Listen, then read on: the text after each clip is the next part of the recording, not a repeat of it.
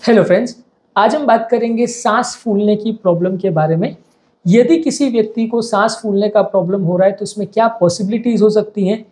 As a patient, as a friend, as a relative या as a doctor, यदि आपके पास कोई व्यक्ति आता है जिसको सांस का प्रॉब्लम है, यदि आपको खुद को सांस का प्रॉब्लम है, तो क्या क्या चीज़ों पर फोकस करने की ज़रूरत है जिससे पता चलेगा कि आपको क्यों प्रॉब्लम हो रही है और अलग अलग जांचों से क्या इंपॉर्टेंट इन्फॉर्मेशन मिलेगी, क्या नहीं मिलेगा, कौन कौन सी जांचें आपकी होंगी अगर आपको सांस का प्रॉब्लम है, तो आज उन पर डिस्कस करेंगे।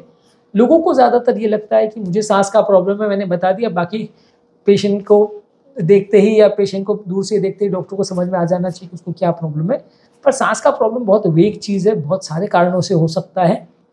आज हम समझने का प्रयास करेंगे कि ये कैसे इस तरह के पेशेंट को इवैल्यूएट किया जाता है। टॉपिक पर जाने से पहले जो लोग हमारे चैनल पर नए हैं उन्हें रिक्वेस्ट करूँगा कि चैनल को सब्सक्राइब करें, वीडियोस को लाइक और शेयर करें।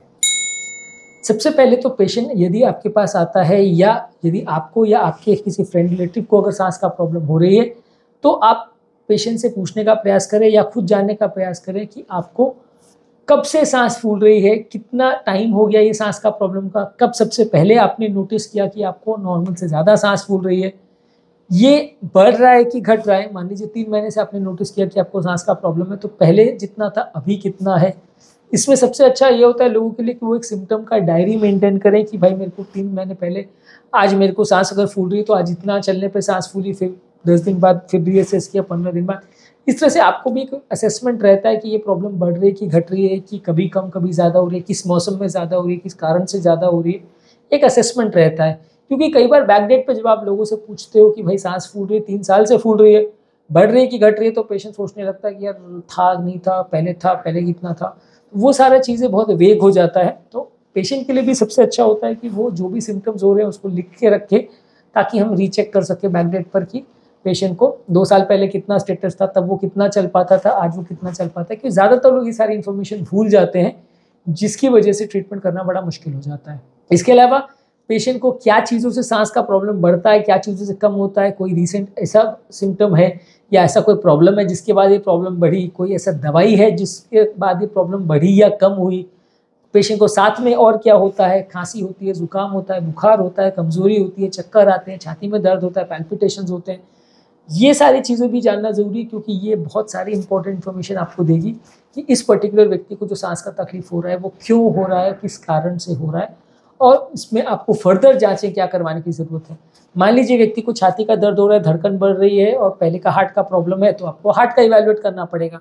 मान लीजिए कि पेशेंट को बहुत स्लो प्रोग्रेशन डिजीज़ का हो रहा है और खांसी हो रही है, जुकाम हो रहा है, बुखार हो रहा है, बार बार निमोनिया की हिस्ट्री है, पुराने लंग की बीमारी हिस्ट्री है, तो आपको लंग्स का इवैल्यूएट करना है। तो ये सारे चीज़ों में आपको एक पेशेंट को क्या हुआ है और उसको एग्जैक्टली किस तरह के सिम्टम्स है, ये जानना और समझना ज़रूरी है। तभी आप पेशेंट को आगे ट्रीट कर पाओगे, तभी आप समझ पाओगे कि मेरे व्यक्ति को या मेरे फ्रेंड रिलेटिव को या मेरे पेशेंट को किस कारण से सांस फूल रही है। उसके बाद जो भी सुविधाएं आपके घर पे अवेलेबल हो या आपके क्लिनिक पे हो, उसके हिसाब से पेशेंट का हार्ट रेट देखिए, ब्लड प्रेशर देखिए, रेस्पिरेटरी रेट देखिए, टेम्परेचर देखिए। यदि पेशेंट को कोई पुरानी बीमारी वगैरह है तो उससे रिलेटेड आप टेस्ट करवा सकते हैं। पर अदरवाइज हार्ट रेट आपको ये बताएगा कि हार्ट का प्रॉब्लम है या नहीं, या हार्ट पर कितना लोड पड़ रहा है। रेस्पिरेटरी रेट या श्वास की गति, लंग्स का प्रॉब्लम है या नहीं, लंग्स की कोई सिचुएशन कैसी है वो बताएगा। ब्लड प्रेशर ये बताएगा कि ओवरऑल सर्कुलेशन सिस्टम कैसा मेंटेन है, कोई शॉक में तो नहीं जा रहा पेशेंट, इमरजेंसी क्राइसिस तो नहीं है अगर लो ब्लड प्रेशर है या बहुत हाई ब्लड प्रेशर है। तो ये सारी चीज़ें भी आपको बेसिक टेस्ट है जो काफ़ी इंपॉर्टेंट इन्फॉर्मेशन देगी। इसके अलावा एज अ डॉक्टर जब पेशेंट को देखा जाता है तो पेशेंट की श्वास की गति कितनी है, छाती उसकी कैसी है, छाती में कोई शेप का प्रॉब्लम तो नहीं है, या पेशेंट का ब्रेथ साउंड्स वगैरह कैसा है, स्टेथोस्कोप वगैरह लगा के डॉक्टर देखते हैं। तो इससे उनको थोड़ा बेसिक आइडिया हो जाता है कि प्रॉब्लम कहाँ पे है और आगे क्या जांच करने की ज़रूरत है।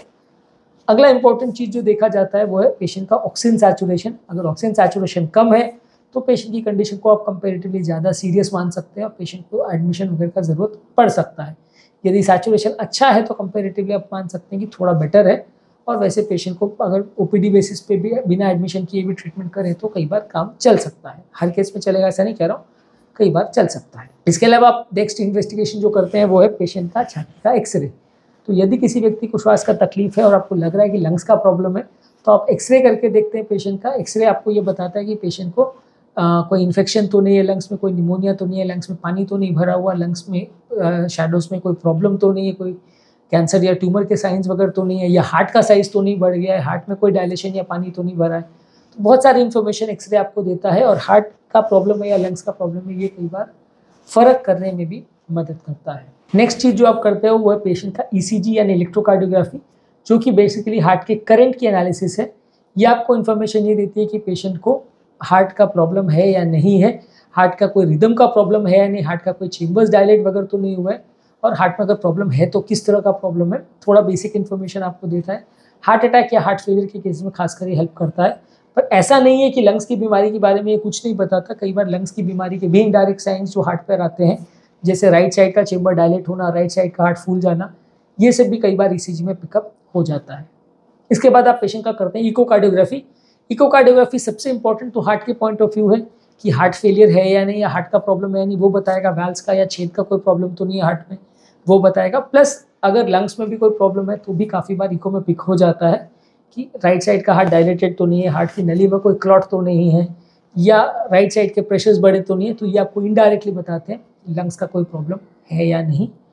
इसके अलावा आप करते हैं पल्मोनरी फंक्शन टेस्ट, जिसमें मशीन पर स्पायरोमेट्री करके मशीन होती है, उस पर पेशेंट फूंकता है ज़ोर से, और उसके बेसिस पे आप असेस करते हो कि पेशेंट को कहाँ पे प्रॉब्लम है, लंग्स का प्रॉब्लम है तो कितना सीवियर प्रॉब्लम है और आगे क्या करना है।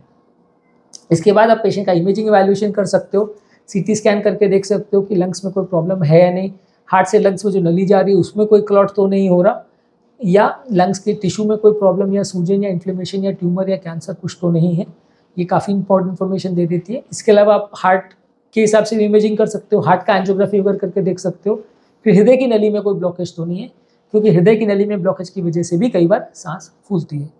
इसके बाद आप कुछ स्पेसिफिक ब्लड टेस्ट भी करके देख सकते हो पेशेंट का, जिसमें NT-proBNP ऐसा टेस्ट है जो डिफ्रेंशिएट करने में मदद करता है कि हार्ट का प्रॉब्लम है कि लंग्स का। जहाँ ECG को एक्सरे किसी में पता नहीं चल रहा है, वहाँ NT-proBNP से थोड़ी मदद मिल जाती है। अगर इसकी वैल्यू ज़्यादा आती है तो इसका मतलब हार्ट का प्रॉब्लम है, कम आती है तो इसका मतलब लंग्स का प्रॉब्लम है।